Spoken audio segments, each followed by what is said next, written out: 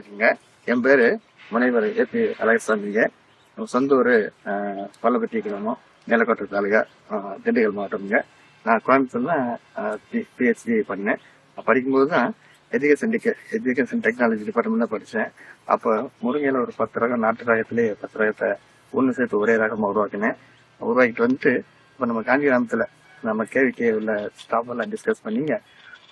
அவங்க இந்த இதில் ஒட்டு கட்டுற விடமெல்லாம் எல்லாம் பழகி கொடுத்தாங்க. அதில் ஏர்ல இந்த டெக்னிக் நல்லா ஒர்க் அவுட் ஆச்சுங்க.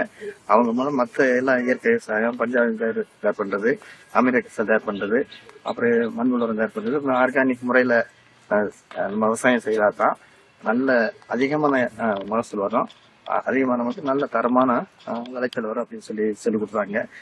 எந்த விஷயம்னாலும் நம்ம காந்திராம் கேவிகே ஸ்டாஃப் தான் சொல்லிக் கொடுப்பாங்க. அடிக்கடி அங்கே தொடர்பு பண்ணணுங்க. அந்த மாதிரி பண்ணி அப்புறம் ஏர்லயே செடிகளை உற்பத்தி பண்ணிங்க. ஒரு 25 வருஷத்துக்கு முன்னுக்கு கற்றுக்கிட்டு அழகசாமி ஒட்டுமுறை நர்சரி ஆரம்பிச்சு ஐயா நம்மளோட ஐயா எல்லாம் ரொம்ப பாராட்டி இப்போ பண்ணிட்டுங்க. இது வரைக்கும் ஒரு 3 கோடி செடிகள் வரைக்கும் விவசாயம் கொடுத்து எல்லாம் நல்லா இருக்காங்க. போன வருஷம் கூட ஒரு 10 லட்சம் செடிகள் உற்பத்தி பண்ணி குறிச்சு வருதுங்க.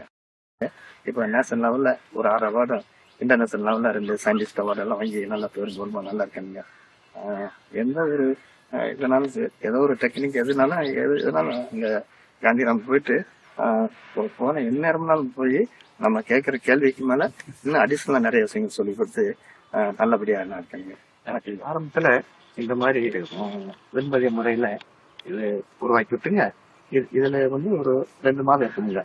2 மாதம் இருந்தால் தான் இது நல்ல ரூட்ஸ் ஃபார்ம் ஆகும். அது பிறகு கட் பண்ணி பாலியர்ஸில் கொண்டு போய்ங்க பாக்கெட்டில் போட்டு அதில் மண் உரம், கொஞ்சம் அசிஸ்டெல்லாம் பாஸ்போர்ட்டியம் எல்லாம் சேர்ந்த மண்களை போட்டுங்க. அதில் இந்த செடிகளை பாக்கெட்டில் வச்சு அங்கே செடிகளை வச்சுங்க. அங்கே இந்த இயற்கை மூலிகை பூச்சி விரட்டி பஞ்சகாவியம் இதெல்லாம் யூஸ் பண்ணிங்க. அங்கே ஒரு 4-5 மாதம் வச்சுருந்துங்க. நல்ல செடியெல்லாம் ஒரு 7-8 மாதம் கழிச்சு நல்ல செடியெல்லாம் உருவாக்கி அப்புறம் ஃபார்மர்ஸ்க்கு சேல்ஸ் கொடுத்துருங்க. நான் முன்ன சொன்ன மாதிரிங்க அங்கே ஒட்டு கட்டி ஏர் பண்ணி ஒரு 2 மாதம் வச்சுருவோம். அப்புறம் இங்கே ஒரு 3-4 மாதம் வச்சுங்க. இந்த மாதிரி பாக்கெட்டில் வச்சு இதில் அசுப்பெல்லாம் பருப்பு வச்சு மக்கின குப்பை, மண் உரம் இதெல்லாம் போட்டுங்க. செம்மண்லாம் போட்டு அதில் இந்த செடியில் வச்சுங்க. இங்கே இந்த பாலியூஸில் வச்சு இங்கே ஒரு 3-4 மாதம் வச்சு நல்ல கண்ணீர் உருவாக்கணுங்க. இந்த மாதிரி நல்ல செடியில் வந்த பிறகு அது பிறகு வெளியில் எடுத்து வச்சுங்க. தண்ணி அடிச்சு அப்படி நல்ல செடியை தான் ஃபார்மர்ஸ் கொடுக்குறாங்க. இந்த பாலியூஸ் இருக்கிறதுனால இந்த மாதிரி நல்ல செடிகளை உருவாக்க முடியுங்க. இப்போ நம்ம பாலியூஸ்குள்ள வச்சுங்க செடி இந்த மாதிரி நல்ல செடிகளை உருவான பிறகு அங்கிருந்து எடுத்து வெயிலில் கொண்டு வந்து வச்சிருவோமுங்க. இந்த வெயிலில் வச்சாதான் ஒரு வாரம் வரைக்கும் வச்சிருந்து அப்புறம் விவசாயிகள் கொடுப்போம். ஒரு வாரத்துக்கு பிறகு அதுக்கு பிறகு விவசாயிகள் ஒரு 2 மாதம் 3 மாதம் வரைக்கும் வச்சிருந்து கொடுக்கலாங்க. இப்படி வெயிலுக்கு கீழே வச்சிருந்தா தான் செடிகள் இறக்காதுங்க, மாட்டாட்டி ஆகாது. இப்ப நம்ம முருங்கை செடி நடவு பண்ண போங்க எல்லாரும் ஒரு நிலத்தை 20 அடி 20 அடி மார்க் பண்ணிக்கிறோங்க. மார்க் பண்ணிக்கிட்டு பொதுவா நம்ம தமிழ்நாட்டுல பெரும்பான்மையான இடங்கள்ல கிழக்கு மேற்கா தான் காத்தடிக்கும். அப்ப எல்லாம் 20 அடி 20 மார்க் பண்ணிட்டுங்க. மார்க் பண்ண இடத்துல நடக்கூடாது. மார்க் பண்ண இடத்துல இருந்து மேற்கால 2 அடி தள்ளி ஒரு செடி, மார்க் பண்ண இடத்துல இருந்து கிழக்கால 2 அடி தள்ளி ஒரு செடி. அப்போ 2 செடிக்கு இடையில 4 அடி இளவடி வந்துருது இல்லைங்களா? அப்போ காத்தடிக்கிற டைரக்ஷன்ல அந்த கிழக்கு மேற்கு காத்தடிக்கிற ஏரியாவில் கிழக்கு மேற்கு வாட்டத்துல டபுளா 20 அடிக்கு 20 அடி டபுளா நடக்குங்க. இதே சமயத்தில் நம்ம திண்டுக்கல் மாதிரி இந்த ஏரியாவை பார்த்தீங்கன்னா வடக்கு தக்காதான் காத்தடிக்கும்.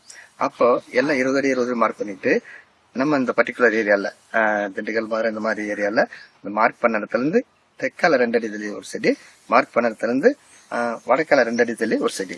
அப்போ 4 அடி இடைவெளி வருது இல்லைங்களா? 20 அடி வச்சு டபுளா நடந்துங்க. ஏன் இப்படி டபுளா நடம்னா 3 முறை கவத் பண்ணி நடவு பண்ணி 1.5 மாசம், பிறகு 1 மாதம், பிறகு 1 மாதம், அப்ப 3.5 மாசத்துக்குள்ள கவத் பண்ணி ஒவ்வொரு செடியும் 30-40 கிளையில ஆயிடும். அந்த 2 செடியும் எவ்வளவு பெரிய பயிர் கத்தாலும் ஒன்னோட புடிச்சுக்கிறோமுங்க, சாயாது உடையாது. சிங்கிளா இருந்தா கிரைண்டர் ஆட்டுற மாதிரி ஆட்டி மரத்தை சாச்சு போடுங்க. பிறகு பக்கமா இருக்கிறதுனால காத்தடிக்கும் போது கிராஸ் பண்ணேஷன் பூ கிராஸ் பண்ணேஷன் மருந்து சரிக்கு அதிகமாகி பூவெல்லாம் பிஞ்சா மாறுங்க. காய்ப்பு அதிகமாக பிடிக்கும். அப்புறம் நிறைய காய்ப்பு வந்தா கூட ஒரு மரத்து காய்க்கு இன்னொரு மரத்துக்கு கூட இந்த கிளையோட பிடிச்சுக்கிறோமுங்க, சாயாது உடையாதுங்க. இதுக்காக இப்படி டபுளா காத்தடிக்க டைரக்ஷன்ல நடுறதுங்க. நம்ம தமிழ்நாட்டுல எல்லா ஏரியாவும் நம்ம முருங்கை செடி வாங்கிட்டு போறாங்க. ஆனா அதிகமா நடவு தமிழ்நாட்டில் தேனி மாவட்டம் தாங்க. தேனி மாவட்டத்தில் அதிகமாக நடவு பண்ணி விவசாயிகள் நல்லா இன்கம் எடுக்கிறாங்க. இதுக்கு பெஸ்ட் மண் வந்து மணல் கலந்த செம்மண் அல்லது கல் மணல் கலந்த செம்மண் தான் பெஸ்ட் பண்ணுங்க. அதுக்கு அடுத்தபடியா பார்த்தீங்கன்னா எல்லா மாநிலத்திலும் ஒரு சில மாநிலத்தோட ஒரு சில ஸ்டேட் தவிர எல்லா ஸ்டேட்லையும் வாங்கிட்டு போயிருக்காங்க. ஆனா அதிகமான நடவு வந்து அதர் ஸ்டேட்ல ஆந்திர பிரதேஷ் தாங்க. ஆந்திர பிரதேஷ், அதுக்கடுத்து தெலுங்கானா, இவங்க தான் அதிகமா வாங்கிட்டு. எனக்கு ஆரம்பத்துல ஒரு 2 ஏக்கர் நிலம் தான் இருந்ததுங்க. அந்த 2 ஏக்கர் நிலத்துல வச்சு இந்த முருங்கை ஆராய்ச்சி பண்ணி உற்பத்தி பண்ணிங்க செடிகளை உருவாக்கிங்க. இப்ப அதன் மூலமா இப்ப கடந்த ஒரு 25 வருஷத்துக்குள்ள நான் ஒரு 28 ஏக்கர் நிலம் வாங்கினேனுங்க. வாங்கி நல்லபடியா இருக்கேனுங்க. அப்புறம் இந்த செடிகள் மாடியஸ் மூலமா நல்ல செடிகளா ஒரு 7-8 மாதம் வயதுள்ள செடிகளா உருவாக்கிங்க. விவசாயிகள் வந்து இப்ப இது வரைக்கும் ஒரு கிட்டத்தட்ட 70-80 ஆயிரம் விவசாயிகள் பயனடைஞ்சிருக்காங்க. எனக்கு